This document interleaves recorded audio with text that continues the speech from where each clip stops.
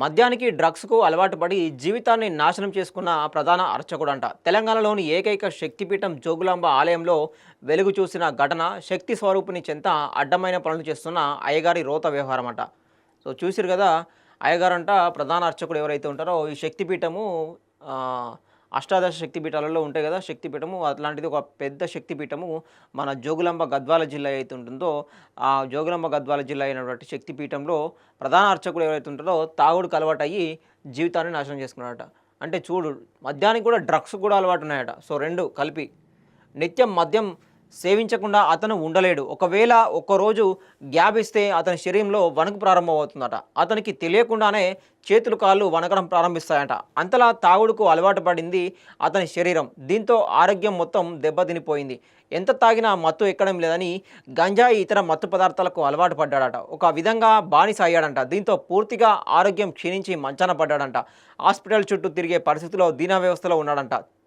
దీనికి తోడు మానసిక పరిస్థితి కూడా పట్టుదప్పిందట. ఏం మాట్లాడుతున్నాడో తెలియని స్థితిలో ఉన్నాడంట. దీనికి ఆసరాగా చేసుకొని అక్రమ దందాలతో ఆలయ ప్రతిష్టను భ్రష్టుపట్టించే చర్యలకు పాల్పడి సస్పెన్షన్కు గురైన ప్రబుద్ధుడు ఇప్పుడు తనకు అనుకూలంగా ఇతన్ని వాడుకుంటూ ఆలయ అధికారులపై లేనిపోని నిందలు వేయించే ప్రయత్నం చేస్తూ ఉన్నాడట.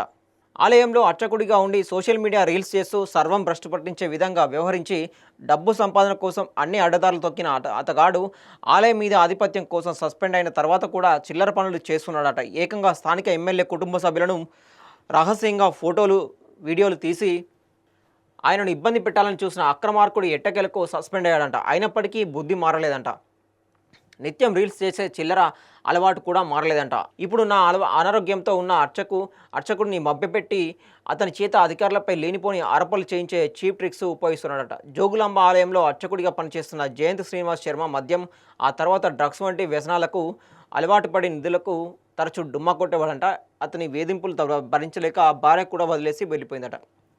అనారోగ్యానికి గురైన కుమార్తెకు సరైన వైద్యం అందించకపోవడంతో ఆమె మృతి చెందిందట. వచ్చిన వేతనం ఇతరత్ర పూజల వల్ల వచ్చే ఆదాయం మొత్తం జయంత్ శ్రీనివాస్ శర్మ మద్యానికి డ్రగ్స్కు తగలేయడంతో అప్పులు చేయడం మొదలుపెట్టాడంట. ఆలయానికి వచ్చే భక్తులను డబ్బులు అడిగేవాడంట. అర్చక వీధుల్లో ఉన్న సమయంలో మద్యం సేవించి అమ్మవారి గర్భగుడిలోకి వెళ్ళడాన్ని గమనించిన కొందరు భక్తులు ఆలయ కమిటీకి అధికారులకు ఫిర్యాదు కూడా చేశారంట. మితిమీరి మద్యం సేవించడం, డ్రగ్స్ సేవనం వల్ల ఆరోగ్యం పట్టుతప్పి పోయిందట. ఒళ్ళు తెలియని మత్తులో పలుమార్లు ఆలయం ప్రాంగణంలోనే మూత్ర విసర్జన చేయడం వంటి దారుణానికి పాల్పడ్డారని భక్తులు అధికారుల దృష్టికి తీసుకెళ్లారంట. ప్రభుత్వ దేవాదాయ శాఖ ఆధీనంలో నిర్వహించబడే శక్తిపీఠంలో ఇలాంటి దారుణాలకు ఆలయ అర్చకుడు పాల్పడటంపై భక్తుల ద్వారా అనేక ఫిర్యాదులు వెళ్ళాయట. దీంతో స్థానిక అధికారులు రాష్ట్ర దేవాదాయ శాఖ అధికారులను నివేదిక సమర్పించారట. అయితే ఈ విషయం తెలుసుకున్న వివాదాస్పద మాజీ అర్చకుడు డి ఆనంద్ శర్మ ఈ అవకాశాన్ని అనుకూలంగా మార్చుకొని జయంత్ శ్రీనివాస్ శర్మను ప్రలోభపెట్టాడంట. తాను సస్పెండ్ కావడానికి కారణమైన అధికారులపై దుష్ప్రచారం చేయడమే లక్ష్యంగా జయంత్ శ్రీనివాస్ శర్మ చేత ఓ వీడియో రికార్డ్ చేయించి సోషల్ మీడియాలో వైరల్ చేసే ప్రయత్నం చేశాడంట. స్థానికంగా అటు ఆనంద్ శర్మ ఇటు శ్రీనివాస్ శర్మ వ్యవహారం తెలిసిన వాళ్ళు ఇలాంటి ప్రసాద్ శర్మపై తీవ్ర ఆగ్రహం వ్యక్తం చేస్తున్నారు. అమ్మవారి చెంత అడ్డమైన పనులు చేసి సస్పెండ్ కావడమే కాకుండా ఇప్పుడు కూడా అధికారులను బద్నాం చేయడానికి దుష్ట ఆలోచనలు చేస్తున్న ప్రసాద్ శర్మకు ఇంకా బుద్ధి రావడం లేదని, ఇలాంటి నీతిమాలిన చర్యలకు పాల్పడే వారిని అమ్మవారు శిక్షించి తీరుతుందని అమ్మవారి భక్తులు అభిప్రాయపడతాను. డ్రగ్స్ మద్యానికి బానిసైన శ్రీనివాస్ శర్మను భర్చక వీధుల నుండి తప్పించి ఇంకేదైనా పనిలో పెట్టాలని ఇలాంటి వారు అమ్మవారి గర్భగుడిలోకి వెళ్ళడం అరిష్టమని అభిప్రాయపడతా ఉన్నారు. సో ఇదన్నమాట. సో ఇప్పుడు బ్రాహ్మణులు ఒక్కళ్ళు చేసిన పనికి చాలామంది బదనాం అయిపోతున్నారు అనమాట. సో అర్చకత్వం ఏదైతే పని ఉంటుందో బ్రాహ్మణులకు ఒక మచ్చలాగా మిగిలిపోతుందన్నమాట.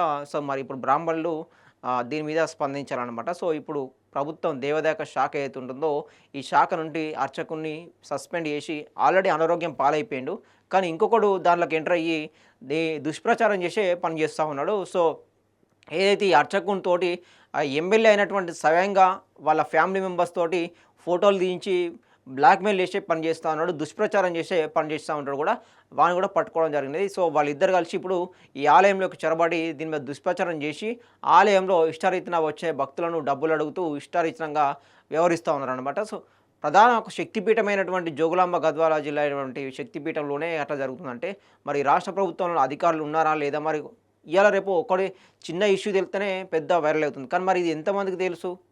సో చాలామంది మరి బ్రాహ్మణులు దీని మీద స్పందించాలి. అదేవిధంగా దేవాదాయ శాఖ కూడా స్పందించాలి. దేవాదాయ శాఖ మినిస్టర్ కూడా స్పందించి దీని మీద విచారణ చేపిచ్చి అవసరమైతే ఆ ఆలయాన్ని శుద్ధి చేపిచ్చి కూడా అక్కడ ఉన్న స్ట్రిక్ట్‌గా ఎవరినైనా కొత్త అర్చకుని పెట్టి భక్తులకు ఇబ్బంది కలగకుండా చూసుకోవాలి. అక్కడికొచ్చే భక్తులు కూడా డబ్బులు అడగడం మొదలుపెట్టిరట.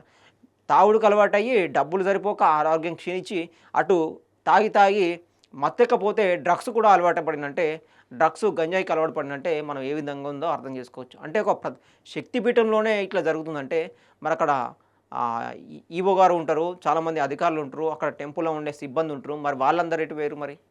సో మరి వాళ్ళందరూ చూడలేదా? మరి వాళ్ళందరూ కళ్ళు చూసినా కూడా సప్పుడేకున్నారా? మరి వాళ్ళ ప్రమేయం ఏమైనా ఉన్నదా ఇక్కడ? వాళ్ళు డబ్బులు తీసుకొని సప్పుడేక ఏమైనా ఉన్నారా మరి? వాళ్ళంతా మాట్లాడాలి కదా! ఒక ప్రధానమైన ఆలయము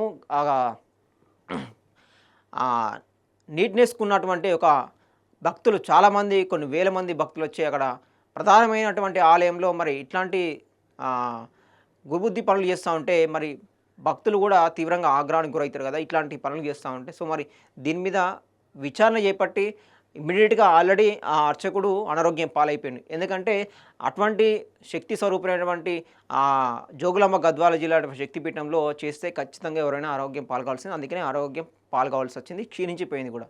సో ఇప్పుడు అతన్ని బేస్ చేసుకొని ఇంకొక అర్చకుడు ఒక వీడియో రిలీజ్ చేసేసి దాని మీద దుష్ప్రచారం చేసే పని చేస్తా ఉన్నాడు. సస్పెండ్ కాకుండా. సో అది కూడా దొరికిపోవడం జరిగిందనమాట. సో మరి ఇంత జరుగుతూ ఉన్నా కూడా మరి ఇటువంటి ఆలయాలు సో ఖరాబ్ కాకుండా ఉండడానికి మెయిన్‌గా ఒక వ్యవస్థను, ఒక విజిలెన్స్ వ్యవస్థను కూడా అక్కడ ఏర్పాటు చేస్తే బాగుంటుంది. అంటే ప్రధానమైన టెంపుల్ కాబట్టి, పేరొందిన టెంపుల్ కాబట్టి, శక్తిపీఠాలలో ఒకటి ఇదొక శక్తిపీఠం కాబట్టి సో ప్రధానంగా అధికారులదే బాధ్యత, దేవాదాయ శాఖదే బాధ్యత, రాష్ట్ర ప్రభుత్వందే బాధ్యత కాబట్టి దీని మీద తక్షణమే చర్యలు తీసుకోవాలని చెప్పేసి కూడా కోరుతా ఉన్నాం.